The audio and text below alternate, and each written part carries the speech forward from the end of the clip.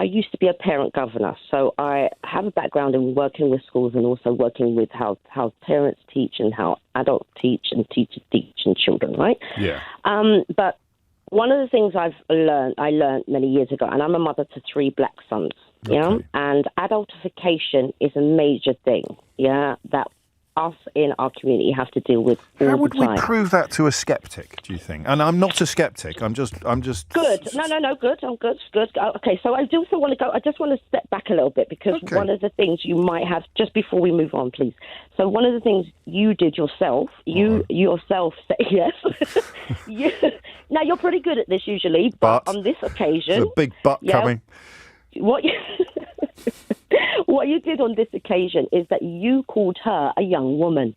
I did, and then I changed it to girl. I changed it to child. That's right. You did it twice, right? Yeah. So do you know why? Listen, I'm going to go in. I'm going to defend myself on this one. Because if I say girl, then I get messages saying, say young woman. Probably not in the context of this conversation, but infantilization of a 15-year-old young woman would be an accusation if we were having a conversation in a different context about something different. So I actually did both to hedge my bets, but it didn't butter any parsnips with you. No, you could have said 15-year-old adolescent. It's a 15-year-old child. I prefer even child to adolescent. It's a child. Right. It's a 15-year-old child. She's still a child, right? Yes. So I just want to kind of really make that clear. Fair play. That is the issue that we as mothers, fathers have to deal with. There's the conversation for, as soon as they get, if you like, a child gets eye level to their parents, to their teachers, to police. Yeah. For them, it's a threat. I was talking about a book, and I'm not trying to pump the book, but I'm trying to explain the title. Yes. Yeah. Well, it's called Gifted at Primary, Failing at Secondary. Yeah. And it's a book for parents of black children in particular. It was right, and so it talks about what's going on. Not just in the education system, like the fact that there's still battering on about slavery and their civil rights. And then you wonder why there's racism, but you've created the victim mentality inside of black children from the off. So you need to change that. Right. So that's what's really underpinning this privilege. But anyway, we move on. And so that in itself, that kind of conversation where, if you look back, we know our history, mine in particular, we know that there was this conversation, this subconscious conversation about looking in the eyes of the slave master. Yeah, we know it, you don't, but we do, right? And so when your child hits eye level, there's something almost in the psychology. Yeah, it's almost inherent. It doesn't, and so adultification, turning a young boy into a boy from a man as soon as he gets a little hair on his mouth, a black boy looks like a threat. So what you've got then subconsciously for a police officer, because if it's conscious, we're talking about something very different. Sure. Subconsciously, if I were a police officer, I would see 2 15-year-olds, and I'd somehow subconsciously think the black one was older than the white one. Yes, well done. And that would explain why I might be tempted to deploy an invasive tactic like this with a black 15-year-old boy, whereas I would only do it with an obviously adult white suspect. Well done. Correct. How would you prove that to someone with reference to sort of modern reality rather? Well, when they talk about microaggressions, yes, there's also that unconscious bias, and it comes back to cultural competence. But that's what I mean by that's what I mean by proving it, because you're explaining it with a rich frame of cultural and historical reference. But imagine it was me. Imagine I was this police officer. Right. How would you prove to me that I was actually doing that when I didn't realise? Well, that's the conversation. You see, it's not for me, no offence, but it's really, this is the conversation that black people also have about having to explain everything to people who are not of our colour. Do the work. Now, one of the things I do, actually, is that I am one of... But the coppers aren't... I'm sorry to interrupt you. The coppers aren't doing the work. The police officers aren't doing the work. Because they don't know that the work is necessary. So I'm going to stick... I have faith in my question, even though you dismissed it very charmingly. Hang on a minute. You have to establish what the challenge is before you can tell people to do the work. And so the challenge is, I am treating people differently according to their skin colour, and it is as a consequence of a process called, somewhat euphemistically, called adulting. How do you actually prove that to someone? Okay, so it's not a case, it's not about the proving at this point. It's about doing, look, okay, give you an example. Yeah. Let me finish, please.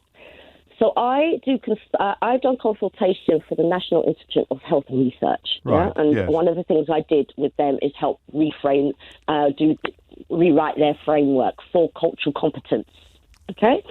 So one of the things that they did is they did a lot of consultation with the community. Yeah, they had conversations with, okay, what's happening in, when they talk about medical racism, what's happening there? Why are people disproportionately given this amount of care or that amount of care? And it is the same process. Go to them. Yeah, that's the tip. It's the same I have. kind of process. I've read up on that. That's the idea that a black woman is somehow more physically robust than a white woman, so she's going to need less. She's going to need less care in a birthing environment, and the midwife, including sometimes black midwives, will not be as attentive as they would be with a white woman. And you're absolutely right to throw that historical reference all the way back to slavery. But I don't know if the word help is right. But that police officer there, who is currently more likely to strip search a 15-year-old black girl than a 15-year-old white girl, or a 15-year-old black boy than a 15-year-old white boy, tell him what he's doing wrong in a way that will make him reflect and, to use your own phrase, do the work. It's about empathy, basic empathy. If that is your child, if that was your child, there it is. That saying, don't give what you don't want. Yeah, I think, and that's why I've tried to frame this conversation as a conversation about living in a country where we don't strip search children. The core question that you're asking has to do with a lack of empathy. I call it empathy deficiency.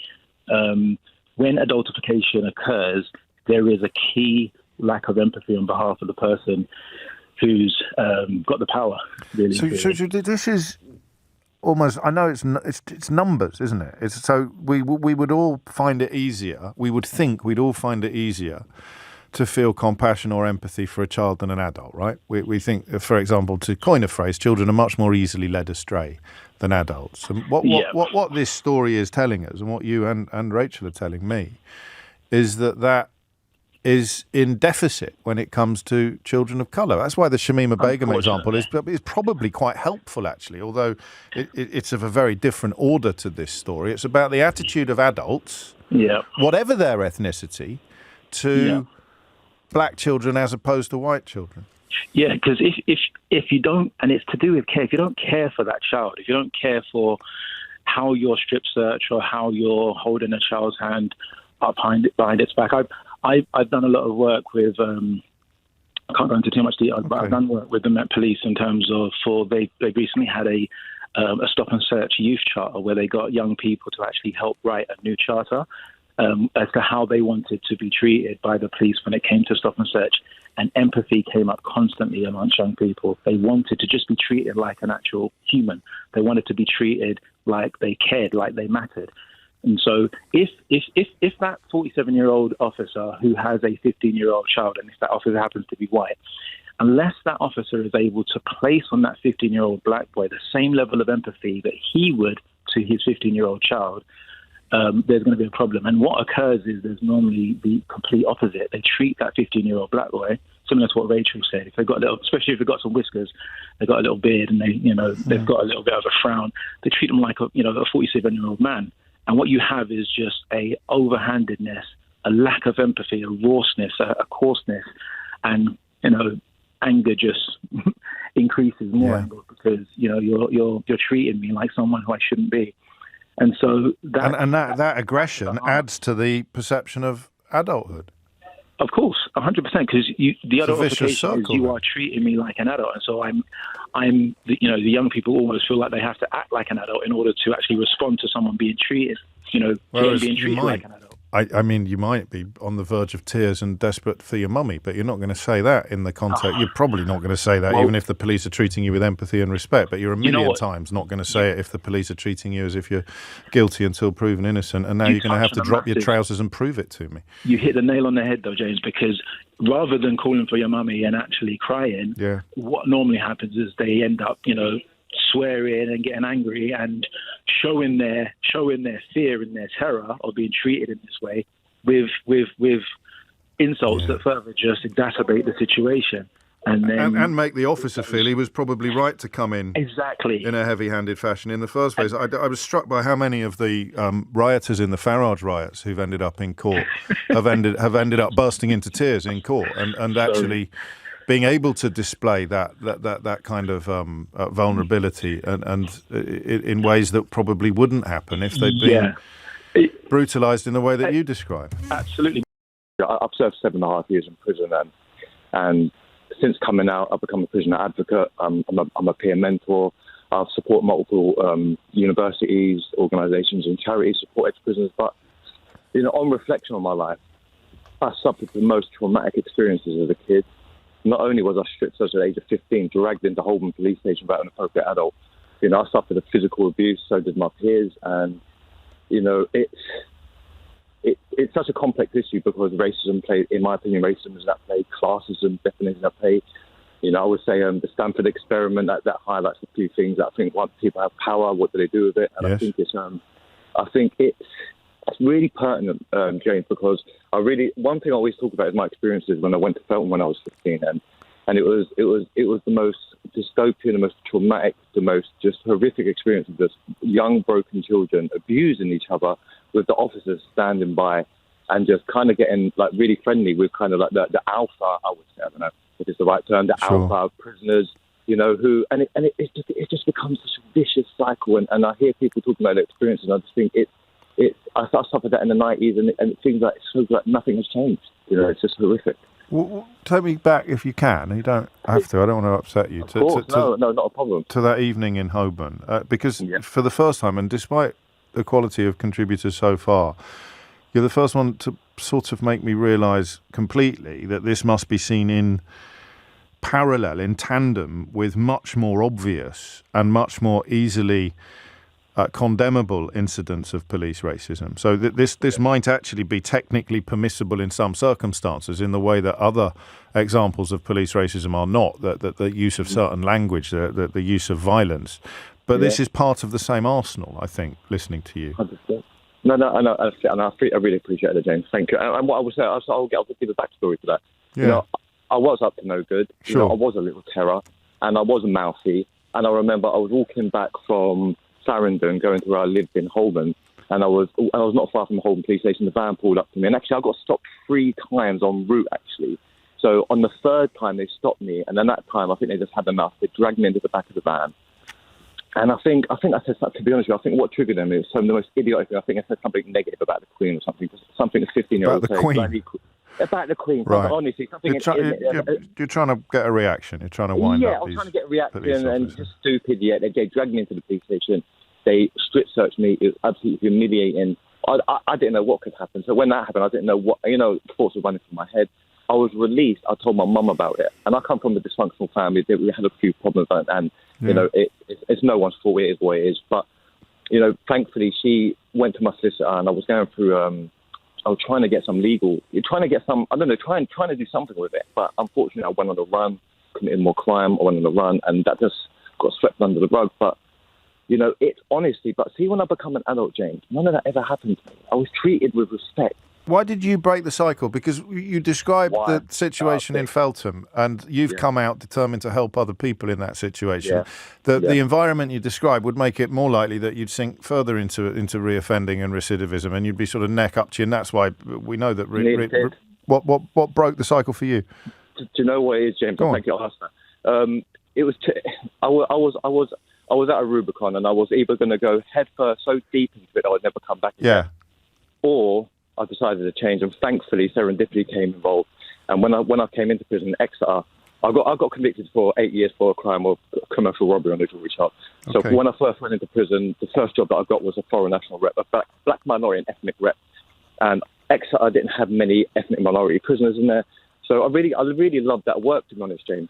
I really loved the work, and I fell in love with helping people. and I gravitated towards, throughout that 4 years, I gravitated towards roles that were reflective upon that. But to be honest, you know what changed me, James? And you're going to love this. I know you're going to love this. It's reading. It's reading books. I read books and I fell in love with the world. My value system changed beyond what I loved in the criminal world. I understood I had more to give to the world. I know it sounds cliche, but honestly, it doesn't sound cliche. But when I came out of prison, I was dead set on committing crime again, but then serendipity raised her head again. I met my most amazing partner, who's a teacher, who's also a special needs teacher. I think she can understand the backstory of what I was coming with. And then I fell in love with her. We fell in love with each other. I became a father for the first time. And, went to university, got a degree in business management, entrepreneurship, but then hit the biggest brick wall of having a criminal record. Felt really utter despair. One, I'm not a criminal no more, so I don't have access to free money. Right. I've got the responsibility of being a father. But then I came across a charity called Project Remake, and that was a platform that allowed me to showcase my talents, who I am. And it's been, downhill since then. I'm a social value manager for Capita right now. I support, many organisations and charities. I work with many universities. I hear you. It is going to be the rare route, isn't it, from the experiences you had as a teenager, and that idea, everything that we've heard in this hour contributes to the sense that, oddly, if you really want to come at this from a societal point of view, the 15-year-old boys who are in trouble, the 15-year-old boys who are getting into bother and are on either indulging in or on the fringes of criminality are less likely to end up like Omar, the more brutalised they are in those earliest years. So he's an exception to the rule